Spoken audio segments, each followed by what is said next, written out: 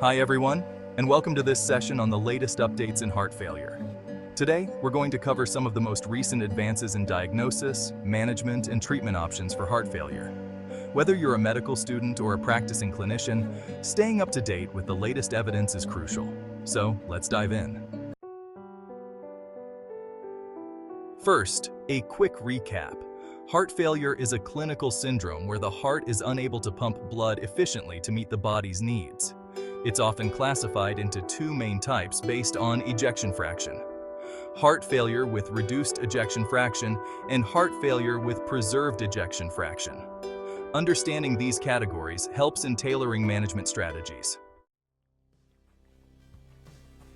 Now, let's move on to some updates. In terms of diagnosis, there's increasing emphasis on the role of biomarkers. NT-proBNP remains a cornerstone, but recent studies have highlighted the potential role of novel biomarkers like ST2 and galectin-3, especially in predicting outcomes and guiding therapy. Another advancement is in imaging, with cardiac MRI providing more detailed information about myocardial fibrosis and scarring, which can impact prognosis and management decisions. When it comes to pharmacological treatment, the landscape has evolved significantly. The introduction of SGLT2 inhibitors has been a game changer, not only for diabetic patients, but also for non-diabetic patients with heart failure with reduced ejection fraction. They've shown significant reductions in cardiovascular mortality and heart failure hospitalizations. The Emperor Preserved trial also showed promising results for heart failure with preserved ejection fraction patients. Angiotensin receptor neprilysin inhibitors, such as sacubitril, valsartan, remains a recommended therapy for heart failure with reduced ejection fraction and patients who remain symptomatic despite optimal treatment with ACE inhibitors or ARBs. Beta blockers and MRAs, like spironolactone and eplerenone, are still foundational therapies, but the approach to uptitration is now more patient-specific, considering tolerability and renal function. In terms of device therapy, the role of CRT and ICDs is well established for selected patients with reduced ejection fraction. But we're also seeing advancements in the use of remote monitoring devices to detect early signs of decompensation, potentially preventing hospital admissions. For patients with advanced heart failure, recent guidelines emphasize the timely referral for advanced therapies, including left ventricular assist devices and heart transplantation.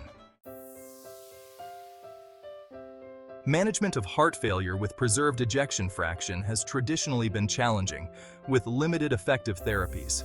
However, the use of SGLT2 inhibitors, as mentioned earlier, has shown promise.